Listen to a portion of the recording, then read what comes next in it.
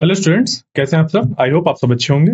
आज हम लोग क्लास 12th के जो चैप्टर वेव्स है उसका topic incoherent and coherent addition of waves, इसको हम लोग ने देखिए पिछले उस पे पढ़ा था। थोड़ा सा जो पार्ट है इसका जो बचा हुआ उसको पढ़ेंगे, उसके बाद फिर यंग्स डबल स्लिट एक्सपेरिमेंट को पढ़ेंगे। क्लियर?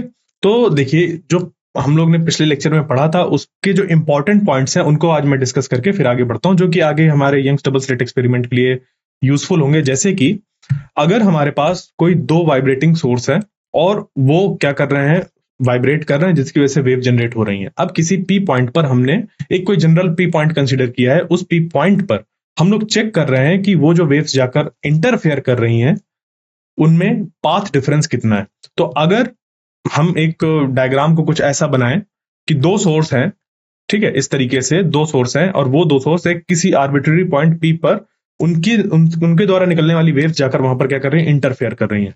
अब अगर वो जो हमारा S1P और S2P है उनके डिफरेंस को हम लोग देखें, यानी कि जिसको कि हम लोग कह सकते हैं पाथ डिफरेंस, तो वो अगर लेमडा के इंटीग्रल मल्टीपल पर है तो वो हम हमेशा प्रोड्यूस करेगा कंस्ट्रक्टिव इंटरफेरेंस। क्या प्रोड्यूस करेगा? Constructive interference. तो if we have two coherent sources S1 and S2 vibrating in a phase, then किसी आर्बिट्ररी पॉइंट P पर जो पाथ डिफरेंस अगर हमारा हुआ कितना, n लेमडा के बराबर, यानी कि n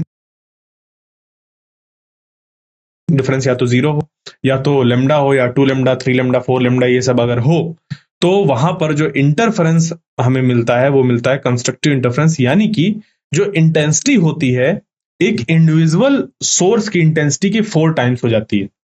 वैसे तो दो सोर्स मिल रहे हैं तो इंटेंसिटी 2 टाइम्स होना चाहिए, जबकि वहां पर जब वो दो मिल रहे हैं उन दोनों के मिलने से इंटेंसिटी क्या हो रही है? 4 टाइम्स हो रही है इनिशियल इंटेंसिटी या फिर एक सिंगल सोर्स की इंटेंसिटी के। यानी कि कहीं ना कहीं से जो इंटेंसिटी है वो आई है, क्योंकि energy can neither be created nor be destroyed.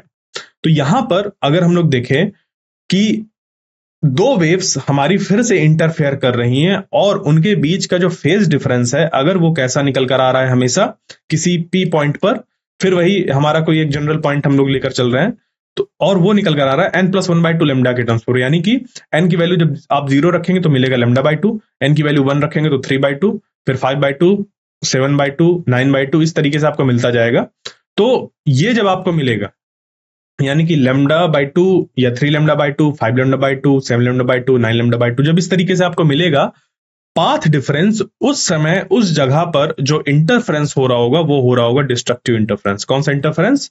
Destructive interference हो रहा होगा। अब ये जो डिस्ट्रक्टिव इंटरफेरेंस है उसकी वजह से होगा क्या कि उस पॉइंट पर जो इंटेंसिटी मिलेगी वो मिलेगी जीरो। यही रीजन है कि यहां की इंटेंसिटी क्या हो गई? जीरो। जो दो मतलब लाइट वेव्स मिली हैं, इंटरफेयर करी हैं, उन्होंने एक दूसरे की इंटेंसिटी को क्या कर दिया? खत्म कर दिया। अब इंटेंसिटी तो खत्म हो गई उस जगह पर, बट एनर्जी क्या हो जाएगी? किसी दूसरी जगह पहुंच जाएगी और वो वहां पर मिलेगा कहां पर? जहां पर कि कंस्ट्रक्टिव इंटरफेरेंस हुआ था उस जगह पर। तो यहां पर जो 2I0 होनी चाहिए, अगर एक जनरल तरीके से हम लोग देखें कि दो सोर्स मिल रहे हैं I0 इंटेंसिटी के, तो मिलकर 2I0 होना चाहिए। तो ये 2I0 यहां पर चला जाता है, जो यहां पर होना चाहिए 2I0 उससे मिल जाता है और ये 4I0 इंटेंसिटी मिल जाता है। कुछ ऐसा आप समझ सकते हैं। तो इंटरफेरेंस हमारा कुछ इस तरीके का फेनोमेना है जहां पर कि जो लाइट वेव्स हैं वो मिलती हैं, इंटरफेयर करती हैं, वहां पर एनर्जी का रिडिस्ट्रीब्यूशन फिर होता है। ठीक है, तो ये कंडीशन है, इनको याद रखिएगा। ये है पाथ डिफरेंस के केस में कि अगर हमें पाथ डिफरेंस पता हो तो हम बता सकते हैं कि वो कंस्ट्रक्टिव इंटरफेरेंस होगा वहां पर या डिस्ट्रक्टिव इंटरफेरेंस होगा बाय यूजिंग दीज इक्वेशंस। अब अगर हम लोग फेज की बात करें, ठीक है, फेज की, तो देखिए उसको कैसे करेंगे? वही दो वेव्स हम लोग मानेंगे कि एक है a cos ओमेगा टी, दूसरे को a cos omega t plus five. इन दोनों को ऐड करेंगे, बन जाएगा y is equal to y1 plus y2, जिससे कि यहां पर a कॉमन आ जाएगा। ये जो है यहां पर a कॉमन आ जाएगा, अंदर बचेगा cos omega t plus cos omega t plus five, ये चीज बचेगी। ठीक है, अब यहां पर हम लोग इसमें लगाएंगे ये वाली आइडेंटिटी। ठीक है, ये आइडेंटिटी क्या कह रही है? cos omega t plus cos omega t plus five. अब गौर से देखिएगा, यहां पर ये जो ओमेगा टी है और ये ओमेगा टी प्लस फाइव है, इसको अगर हम लोग चाहें तो a मान लें, इसको चाहे तो b मान लें। ठीक है, मान लीजिए। तो जब इसको हम लोग मानेंगे तो ये देखो a plus b by two जो बनेगा वो कितना बन जाएगा? a plus b by two, a plus b by two यानी कि omega t plus pi divided by two, ये हुआ, यानी कि 2 omega t plus pi divided by two, जिससे कि ये अगर हम इसे 2 से डिवाइड करें तो बन जाएगा omega t plus five by two, ये बन जाएगा। तो इस चीज को अगर आप देखें तो ये आपको दिखाई दे रहा होगा यहां पर omega t plus five by two, ठीक है। तो ये cos a plus b by two ये लिख गया, cos a plus b by two ये लिख गया यहां पर। और फिर हम क्या करें, ये जो ये है हमारा, इसको क्या करें, इस तरीके से ले लें, ओमेगा टी माइनस ब्रैकेट में ओमेगा टी प्लस फाइव, इस तरीके से, यानी ए माइनस बी बाई टू, तो ये हो जाएगा omega T minus five divided by two, ये इससे कैंसिल, बचेगा माइनस फाइव बाई टू। अब कॉस में जब हम लोग माइनस फाइव बाई टू रखेंगे तो ये हो जाएगा किसके बराबर, यहां पर कॉस फाइव बाई टू के, क्योंकि हम लोग जानते हैं कि कॉस थीटा जो होता, कॉस माइनस थीटा जो होता है वो कॉस थीटा के बराबर होता है, ठीक है। तो इस चीज का हम लोग यहां पर यूज करेंगे और यहां से ये निकलकर आ जाएगा, ठीक है, ये निकलकर आ गई, ये हमारा इक्वेशन निकलकर आ गया, मॉडिफाई होकर ये बन गया। अब यहां पर अगर हम लोग देखें तो समय के साथ जो क्वांटिटी वेरी कर रही है, जिसकी वजह से वेरिएशन क्रिएट होगा, वो ये है, ठीक है, और ये चीज कांस्टेंट है। तो ये जो टर्म है आगे वाला, वो रिप्रेजेंट करेगा इस वेव के, इस रिजल्टेंट वेव के एम्पलीट्यूड को। तो इस एम्पलीट्यूड को जब हम लोग क्या कर देते हैं, स्क्वायर कर देते हैं, तो हमें मिल जाता है रिजल्टेंट इंटेंसिटी, किसी भी जगह पर रिजल्टेंट इंटेंसिटी। तो I is equal to 4I0 cos square five by two. अब देखो, हम लोग जानते हैं कि जो डिस्ट्रक्टिव इंटरफेरेंस होता है, कौन सा डिस्ट्रक्टिव इंटरफेरेंस, वहां पर रिजल्टेंट इंटेंसिटी 0 के बराबर होती है। और कंस्ट्रक्टिव में क्या होता है, हमें 4I0 मिलता है कंस्ट्रक्टिव इंटरफेरेंस पे। तो अगर हम लोग इनके लिए कंडीशन फाइंड करें, ठीक है, अगर हम लोग कंस्ट्रक्टिव और डिस्ट्रक्टिव के लिए कंडीशन फाइंड करें, तो देखो कंस्ट्रक्टिव के लिए क्या होना चाहिए, ये पोर्शन होना चाहिए 1 के बराबर, ये पोर्शन होना चाहिए 1 के बराबर। तो cos square five by to को जब हम लोग 1 के बराबर कर देंगे तो फाइव की वैल्यू 0 प्लस माइनस 2 पाई या फिर प्लस माइनस 4 पाई या प्लस माइनस 6 पाई ऐसा होना चाहिए, ये चीज निकलकर आएगी। और वहीं दूसरी तरफ अगर हम लोग ये देखें कि जो हमारा cos square five by to है, इसकी वैल्यू को अगर हम लोग क्या करें, देखें कि ये 0 हो जाए, जिसकी वजह से ओवरऑल इंटेंसिटी 0 हो जाए, उसके लिए तो यहां पर फाइव की वैल्यू प्लस माइनस पाई या प्लस माइनस 3 पाई या प्लस माइनस 5 पाई, ये सारी वैल्यूज होनी चाहिए, ये सारी वैल्यूज यहां पर होनी चाहिए। यानी कि देखो फाई के टर्म्स पर, और फाई यहां पर क्या है, फाई है फेज डिफरेंस। तो देखो पाथ डिफरेंस के केस पर हमें पता चल गया कि क्या कंडीशन है कंस्ट्रक्टिव और डिस्ट्रक्टिव इंटरफेरेंस की। अब हम लोग यहां पर लिख सकते हैं कि फेज डिफरेंस के केस में हमें पता चल गया कि अगर फेज डिफरेंस इतना हुआ तो जो इंटरफेरेंस होगा वो कंस्ट्रक्टिव इंटरफेरेंस होगा, जहां पर कि हमें मैक्सिमम इंटेंसिटी मिलेगी। इसको मैक्सिमा की कंडीशन भी कहते हैं, कंडीशन ऑफ मैक्सिमा भी कहते हैं, ठीक है। या फिर अगर फाई हमारा प्लस माइनस पाई या plus minus 3 pi plus minus 5 पाई है, तो वो हमारा डिस्ट्रक्टिव इंटरफेरेंस कहलाएगा, और जो इंटेंसिटी है वो हमारी मिनिमा या 0 हो जाएगी, ठीक है। समझ पाई बात। तो इस तरीके से ये हमारा बन जाता है फेज डिफरेंस के लिए कंडीशन, ठीक है। ये डिस्ट्रक्टिव इंटरफेरेंस के लिए है और ये कंस्ट्रक्टिव इंटरफेरेंस के लिए, क्लियर। इसी को हम लोग कंडीशन ऑफ मैक्सिमा बोलते हैं और इसी को हम लोग कंडीशन ऑफ मिनिमा बोलते हैं, इसको यहां पर कंडीशन ऑफ मिनिमा बोलते हैं, ठीक है।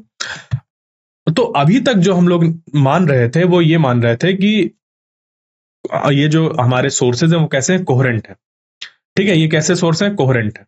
लेट अस सपोज ये जो दो हमारे सोर्स हैं वो कैसे हो, कोहेरेंट हो। तो कोहेरेंट होने पर क्या होगा कि ये जो फेज डिफरेंस है किसी पॉइंट पर वो चेंज नहीं होगा। जो दो वेव्स आ रही हैं वो दो वेव्स जब वहां पर किसी एक पॉइंट पर मीट करेंगी तो उनके बीच का जो फेज डिफरेंस है वो चेंज नहीं होगा अगर वो दो सोर्स कोहेरेंट होंगे, जिसकी वजह से हमें एक स्टेबल इंटरफेरेंस पैटर्न देखने को मिलेगा। यानी कि अगर हमारे पास दो सोर्स है, एक सोर्स यहां एक सोर्स यहां, और इस पॉइंट पर अगर हम ये देख रहे हैं कि जो फेज है, फेज डिफरेंस है हमारा, वो हमेशा 2 पाई के बराबर है, या इस पॉइंट पर हमेशा वो पाई के बराबर है, या इस पॉइंट पर हमेशा यहां पर पाई मानते हैं, यहां पर टू पाई मान लेते हैं, ठीक है। यहां पर 2 पाई है, यहां पर पाई है, यहां पर फिर 2 पाई है।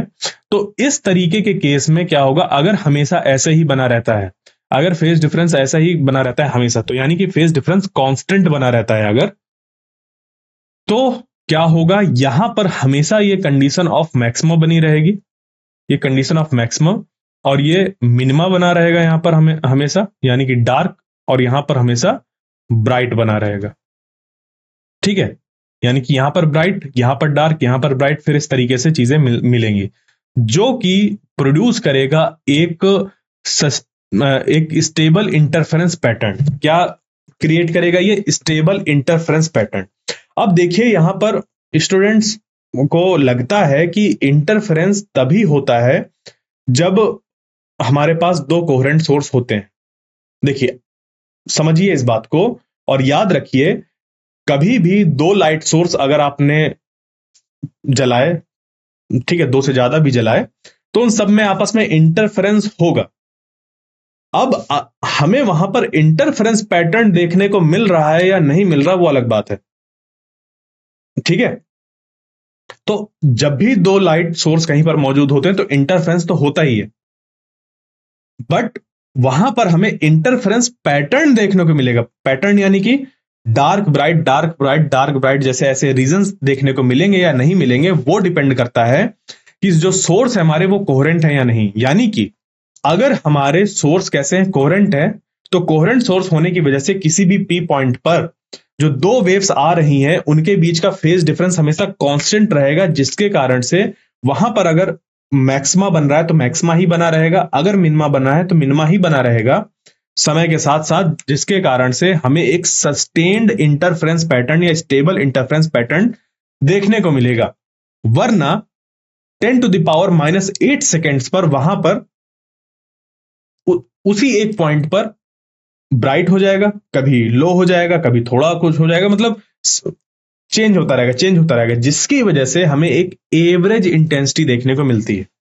यानी कि घर में लगे हुए, आपके कमरे में लगे हुए दो बल्ब एक सस्टेन्ड इंटरफेरेंस पैटर्न या स्टेबल इंटरफेरेंस पैटर्न को फॉर्म नहीं कर पाते, क्योंकि वो इनकोहेरेंट सोर्स होते हैं।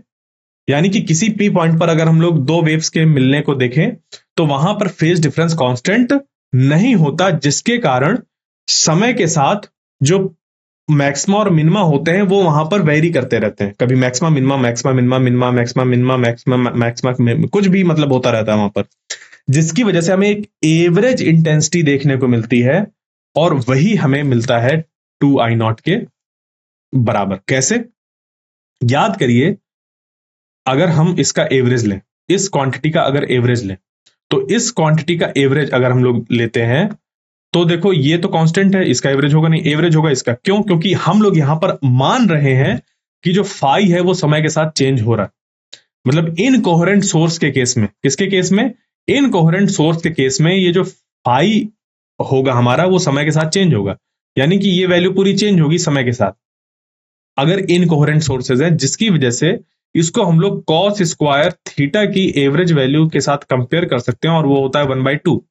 तो जब हम लोग यहां पर 1/2 को पुट करेंगे, इसकी एवरेज वैल्यू पर हम लोग इसको पुट करेंगे, तो ये 4I0 इंटू 1/2, जिससे 2 से कैंसिल आउट कर देंगे हम लोग, मतलब 2 से डिवाइड कर देंगे 4 को, तो हमें 2I0 इंटेंसिटी मिल जाएगी। एक टाइम एवरेज इंटेंसिटी हमें मिलेगी 2I0। यही रीजन है कि जब आप कमरों में एक बल्ब जलाकर दूसरा बल्ब को जलाते हैं तो वो क्या करता है, क्योंकि वो जो दो सोर्स है वो इंडिपेंडेंट लाइट सोर्स है, और इंडिपेंडेंट लाइट सोर्स हमेशा ही इनकोहेरेंट नेचर के होते हैं, जिसके कारण से किसी भी पी पॉइंट पर दो बल्ब है, और किसी भी पी पॉइंट पर अगर हम लोग देखें तो समय के साथ जो इंटेंसिटी है वहां पर कभी maxima minima, maxima minima, minima maxima minima, कुछ भी हो रहा होता है वहां पर, जिसके कारण से हम एक टाइम एवरेज इंटेंसिटी देखने को मिलता है, जो कि 2I0 के बराबर निकलकर आती है। यही रीजन है कि अगर एक की इंटेंसिटी I0 है, दूसरे की I0 है, तो हमारा जो बचपन से जो हम लोग ऑब्जर्व करते आ रहे हैं कि एक बल्ब को जलाए दूसरे बल्ब को जलाए, दोनों की इंटेंसिटी एड अप हो जाती है, ठीक है, सीधे सीधे एड अप हो जाती है। एक की I0 है, दूसरे की I0 है, मिलकर 2I0 हो जाती है। यही हम लोग बचपन से देखते आ रहे हैं। तो वो ऐसा इसलिए होता है क्योंकि टाइम एवरेज जब वैल्यू मिलती है तो वो उसके बराबर हो जाती है। वरना अगर वो दो सोर्स कोहेरेंट होते, जो कि इम्पॉसिबल है इंडिपेंडेंट लाइट सोर्सेस को कोहेरेंट सोर्सेस बनाना। इंडिपेंडेंट लाइट सोर्स यानी कि एक अलग है अगर, तो इंडिपेंडेंट लाइट सोर्स को हम लोग नहीं बना सकते हैं कोहेरेंट लाइट सोर्सेस, जिसके कारण से हमें कमरे में दो बल्ब जब जलाते हैं तो एक एवरेज इंटेंसिटी 2I0 हमें देखने को मिलती है, अगर एक की I0 है दूसरी की I0 है। और अगर किसी तरीके से उनको कोहेरेंट सोर्स वहां पर प्रोड्यूस कर दिए जाए, वहां पर कोहेरेंट सोर्स ला दिए जाए, तो जो इंटेंसिटी का वेरिएशन है हमें मिलेगा इसके अकॉर्डिंग, जहां पर जैसा फेज डिफरेंस होगा उसके अकॉर्डिंग उस पॉइंट पर जो इंटेंसिटी होगी वो हमें मिल जाएगी, मैक्सिमा या मिनिमा उसके अकॉर्डिंग मिल जाएगा। ठीक है, ठीक इस तरीके से ये चीजें होती हैं। क्लियर? तो when the phase difference between two vibrating sources changes rapidly with time, we say that the two sources are incoherent, and when this happens the intensity just add up, जो intensity होती है just add up हो जाती हैं। This is indeed what happens when two separate light sources illuminates a wall। यही reason होता है कि जब एक दो लाइट सोर्स ऐसे किसी कमरे में जलते हैं, किसी वॉल को इल्यूमिनेट करते हैं, तो हम लोग को लगता है कि एक बल्ब दूसरे बल्ब दोनों की इंटेंसिटी एड अप हो गई सीधे सीधे, बस काम खत्म। इंटरफ्रेंस हमेशा होता है, बट दिखता कहां पर है, एविडेंट कहां पर होता है, ऑब्जर्वेबल कहां पर होता है, जहां पर कोहेरेंट सोर्सेज मौजूद होते हैं। क्योंकि कोहेरेंट सोर्सेज तो किसी पॉइंट पर जो फेज डिफरेंस है वही हमें मिलता है। ठीक है, जिसके कारण से इंटेंसिटी वगैरह भी हमें सस्टेन्ड इंटरफेरेंस पैटर्न मिलता है। और इसी चीज को ही यंग्स ने अपने एक्सपेरिमेंट पर शो किया, जिसको कि हम लोग बोलते हैं यंग्स डबल स्लिट एक्सपेरिमेंट।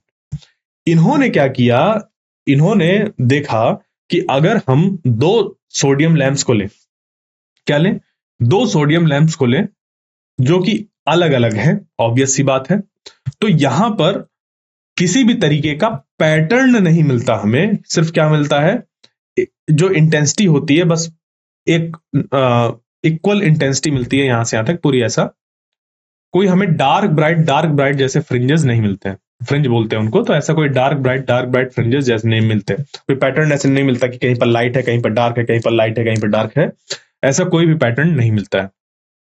ठीक है, तो ऐसा क्यों हो रहा होता है, क्योंकि जो यहां से ऑर्डिनरी लाइट सोर्स से, जैसे कि सोडियम लैंप है, ये एक एब्रप्ट फेज चेंज होता है इनमें, कितने समय पर, 10⁻10 सेकेंड्स पर, 10⁻10 सेकेंड्स पर यहां पर इनके फेज में चेंज आता है। यानी कि इसकी वजह से और इसकी वजह से जो यहां पर लाइट पहुंच रही है, तो 10⁻10 सेकेंड्स पर ही फेज डिफरेंस जो इनके बीच का होगा वो बदल जाएगा। यानी कि एक सेकेंड में अगर हम लोग बात करें, एक सेकेंड में कितने टाइम्स, इतने टाइम्स, इतनी बार 10⁻10, मतलब एक सेकंड में 1 2 3 4 5 6 7 8 9 10, 1 2 3 4 5 6 7 8 9 10, इतना एक सेकंड में इतनी बार मैक्सिमम मिनिमम मिलता है। समझ रहे हैं इस बात को? आपकी आंखें उसको कैच ही नहीं कर पाएंगी, आपकी आंखें इस चीज को कैच ही नहीं कर पाएंगी कि समय के साथ एक सेकंड, मतलब एक सेकंड में इतनी बार वहां पर मैक्सिमम मिनिमा ये सारी चीजें मिल रही हैं, जिसके कारण से हमें वहां पर एक टाइम एवरेज्ड इंटेंसिटी देखने को मिलती है, जो कि कैसी होती है हमारी, एक ऐसा मिलता है कि दो सोर्स मिला है और हमें एक वहां पर इंटेंसिटी मिल गई दोनों के मिलने से, बस सीधा सीधा, और कुछ नहीं। जबकि वहां पर इंटरफ्रेंस हो रहा होता है, वो स्टेबल नहीं होता है, वो वहां पर स्टेबल नहीं होता, तो हमें वहां पर इंटरफ्रेंस फ्रिंजेस नहीं मिलती। इंटरफ्रेंस तो हो रहा होता है, ध्यान दीजिएगा, इंटरफ्रेंस तो होता है, बट इंटरफ्रेंस फ्रिंजेस नहीं मिलती, वहां पर इंटरफ्रेंस पैटर्न नहीं मिलता, वहां पर ऑब्जर्वेबल नहीं होता इंटरफ्रेंस। इस कारण से एक सेकंड में इतनी बार वो, क्योंकि वहां पर चेंज हो रहा होता है, पैटर्न नहीं चेंज हो रहा होता है उतनी बार। ठीक है, तो इसके लिए क्या किया यंग्स ने, यहां पर एक बहुत ही गजब की टेक्निक लगाई। कैसे? इन्होंने दो लाइट सोर्स लेने की बजाय एक ही लाइट सोर्स लिया। क्या लिया? एक ही लाइट सोर्स लिया। ये एक लाइट सोर्स लिया, और यहां पर इस जगह पर दो ऐसे स्लिट्स बना दिए, ठीक है, या फिर कह लीजिए दो पिन होल बना दिए यहां पर।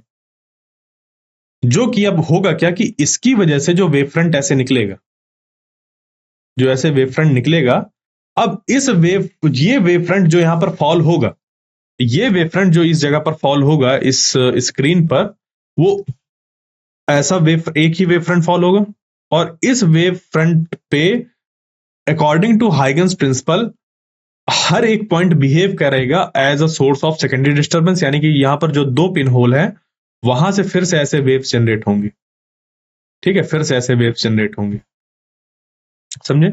ये जो दो पिन होल हैं ऐसे वहां से ऐसे वेव्स जनरेट होंगी जो कि ऐसे मिल रही हैं, इंटरफेयर कर रही हैं।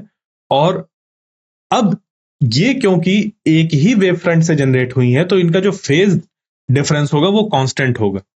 फेज डिफरेंस कैसा होगा? कांस्टेंट होगा, जिसके कारण से हमें किसी भी पी पॉइंट पर अगर इंटेंसिटी मतलब फाइंड करनी हो, तो एक हमें कैसी वैल्यू मिलेगी?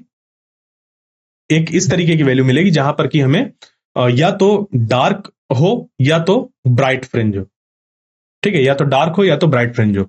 तो इसी चीज को फाइंड करने के लिए कि सेंटर से कहां पर डार्क और कहां पर ब्राइट फ्रिंजेस हैं, इस सेंटर से कहां पर डार्क और ब्राइट फ्रिंजेस हैं, इसको फाइंड किया गया किसकी हेल्प से? वो जो पाथ डिफरेंस वाला हमारा कोहेरेंट और इनकोहेरेंट एडिशन के लिए हमारे पास पाथ डिफरेंस की कंडीशन थी, ये वाली,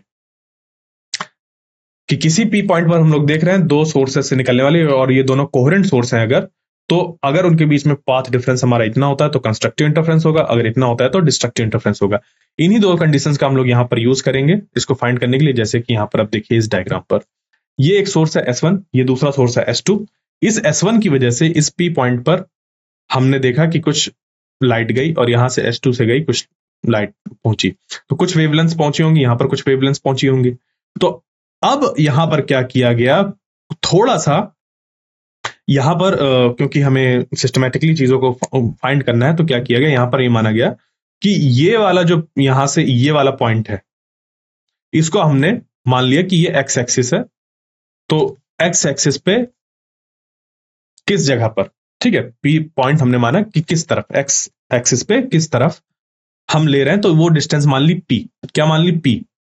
तो ये हो गई एक्स, मतलब किसी के रेफरेंस पे तो पी पॉइंट बताना है ना, तो वो इसके रिस्पेक्ट में बताया, तो ये एक्स डायरेक्शन पर हमने लिया, तो इसको दे दिया कि एक्स, ठीक है। तो ओरिजिन से ये पी पॉइंट कहां पर है? एक्स डिस्टेंस पर है।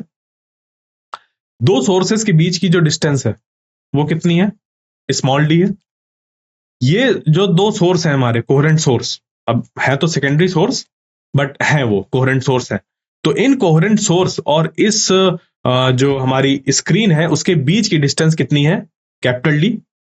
ये स्मॉल डी, ये कैपिटल डी, यहां पर ये एक्स हो गया, ठीक है। तो इसको हम लोग अगर देखें तो ये निकल कर आता है कि x d, x into small d, x into small d divided by capital d is equal to n lambda. ये हमारी एक तरीके से कह लीजिए अप्रोक्सीमेशन लगाकर ये निकल कर आता है, जहां पर कि हम ऐसे ट्राइंगल्स फॉर्म करते हैं, ठीक है, ट्राइंगल्स फॉर्म करके ये निकल कर वैल्यूज निकल कर आती हैं ये, ठीक है। तो यहां पर अभी हमें उसको नहीं करना है, यहां पर ये चीजें सीधे लेंगे कि x into small d divided by capital d is equal to n lambda होगा, अगर ऐसा होगा, ठीक है। अब यहां से क्या कर सकते हैं, कैपिटल डी को उधर ले जाएं मल्टीप्लाई पर, स्मॉल डी को नीचे ले जाएं डिवाइड पर, तो x n is equal to n capital D lambda by d मिल जाएगा, जो कि किसको रिप्रेजेंट कर रही होंगी? ब्राइट फ्रिंज की पोजीशंस को। अब देखो किया क्या है यहां पर, किया सिंपल ये है कि यहां पर हम लोगों ने इस तरीके से निकाला, S1P निकाला और S2P निकाला, ठीक है। तो S1P और S2P को X और D और कैपिटल D इनके टर्म्स पर निकाला, ठीक है। ये जो S1P है और S2P है, इनके डिफरेंस को हम लोग ने X small D capital D के टर्म्स पर निकाला, ठीक है। यानी कि वो क्या है, पाथ डिफरेंस है, वो क्या है, पाथ डिफरेंस। और इसको बराबर कर दिया जब हम लोग ने, किसके बराबर, एन लेमडा के बराबर, जो कि है कंस्ट्रक्टिव इंटरफेरेंस की कंडीशन। यानी कि ये पाथ डिफरेंस अगर इसके बराबर होता है तो हमें मिलेगा वहां उस पोजीशन पर ब्राइट फ्रिंज। क्या मिलेगी, ब्राइट फ्रिंज मिलेगी। तो इसीलिए इस पाथ डिफरेंस को हम लोग ने एन लेमडा के बराबर कर दिया, जिससे कि फिर कैपिटल डी को उधर ले गए, स्मॉल डी को नीचे ले गए, तो ये मिल गया हमें कि एनथ ब्राइट फ्रिंज जो होगी वो फाइंड की जा सकती है एन की वैल्यू 0 +-1 +-2 पुट करके।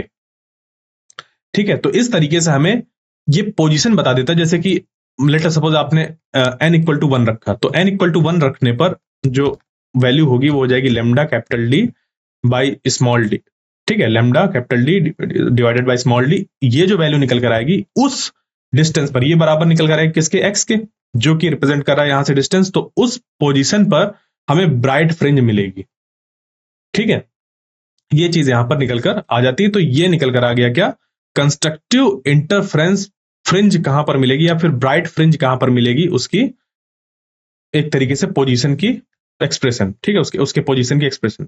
उसी तरीके से अब अगर इस पाथ डिफरेंस को हम लोग क्या करें, बराबर कर दें n+1/2 लेमडा के, किसके बराबर, n+1/2 लेमडा के, इस पाथ डिफरेंस को, तो ये देगा क्या हम लोग को कि किस जगह पर डार्क फ्रिंज बन रही है। इस पाथ डिफरेंस को हम लोग ने, जो हमारी कंडीशन थी पाथ डिफरेंस की कि इतने के बराबर होना चाहिए पाथ डिफरेंस, उसके बराबर कर दिया, जिससे कि हमें xn = n+1/2 d lambda by D ये मिल गया, जहां पर कि n की वैल्यू 0 +-1 +-2 ये है, जो कि हमें क्या प्रोवाइड कर रहा है, जो कि हमें क्या प्रोवाइड कर रहा है, एक तरीके से कंडीशन का यूज करके वो पोजीशन हमें पता चल रही है, एक्शन वो पोजीशन बता रही है जहां पर कि क्या होगा, डार्क फ्रिंज मौजूद होगा। ठीक है, क्लियर। तो जब हम लोग इस तरीके के दो कोहेरेंट सोर्सेस को देखते हैं कि एक सोर्स है हमने लिया, उसके आगे दो ऐसे पिन होल्स कर दिए, तो जिसकी वजह से यहां पर जो बनता है पैटर्न, वो हमारा कैसा बनता है, dark bright dark bright dark bright fringes बनती हैं कुछ इस तरीके की, कुछ इस तरीके की डार्क ब्राइट बनती हैं। तो सोचो दो लाइट को हमने मिलाया, और दो लाइट मिलने से, अब वो क्योंकि कोहेरेंट सोर्सेस थे, उनके मिलने से यहां पर कुछ इस तरीके की डार्क ब्राइट फ्रिंज मिली। ठीक है, बात समझ पे आई, ये चीज यहां पर मिली।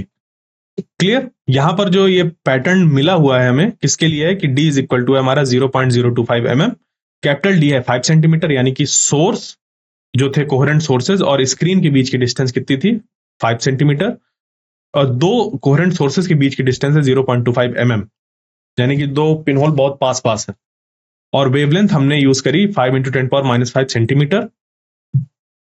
तो ये पैटर्न देखने को मिलता है। ठीक है, ये पैटर्न देखने को मिलता है। क्लियर, यहां तक ये चीज समझ पाए। तो ये सारा था हमारा किस पे, इंटरफ्रेंस पैटर्न जो हम लोग को मिलता है, यानी कि डबल स्लिट एक्सपेरिमेंट का यूज करके जो इंटरफ्रेंस पैटर्न को निकाला गया वो इस तरीके से निकाला गया। ठीक है, अगर हम लोग चाहें तो ये जो फ्रिंज विड्थ यानी कि जैसे ये डार्क कलर ऐसे दिख रहा है, इस डार्क की विड्थ, या फिर ये जो ब्राइट है, ये जो ब्राइट फ्रिंज है, इस ब्राइट फ्रिंज की विड्थ, ठीक है, या जो डार्क फ्रिंज है उसकी विड्थ, या ब्राइट जो है उसकी विड्थ, अगर हम लोग इसको पता करना चाह रहे हैं तो वो निकल कर आती है बीटा = हमारा हो जाएगा यहां पर डी लेमडा बाई डी। कितना हो जाता है, capital D lambda by D. ठीक है, ये फ्रिंज विड्थ निकालने का एक तरीका है। कैसे, हम लोग nth और n+1 वाली जो फ्रिंजेस हैं उनके डिफरेंस को ले लेते हैं, जिससे कि हमें पता चल जाता है कि फ्रिंज विड्थ कितनी होगी। यानी कि अगर मैं इसको फाइंड कर लूं, इसको और इसको, और इनको अगर मैं माइनस कर दूं, ठीक है, इनको और इनको माइनस कर दूं मैं, तो इससे मुझे ये जो बीच वाली फ्रिंज है उसके विड्थ हमें पता चल जाएगी, और इसी तरीके से फ्रिंज विड्थ निकलकर आ जाती है beta = D lambda by D. Clear, यहां तक capital D lambda by D, beta = capital D lambda by D, fringe width ये निकलकर आ गई। ओके, क्लियर यहां तक। अब आज के लेक्चर में इतना ही। जो इसका नेक्स्ट लेक्चर होगा वहां पर हम लोग डिफ्रैक्शन को पढ़ेंगे और समझेंगे कि डिफ्रैक्शन क्या होता है। तो आई होप जो आज का लेक्चर था वो आपको समझ पे आया होगा। मिलते हैं नेक्स्ट लेक्चर में, तब तक के लिए थैंक यू।